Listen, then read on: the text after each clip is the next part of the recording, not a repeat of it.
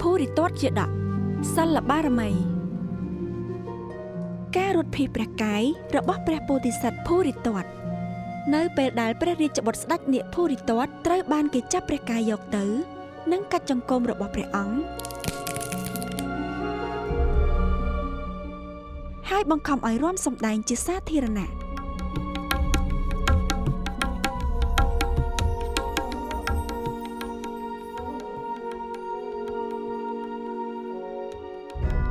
ថ្ងៃមួយ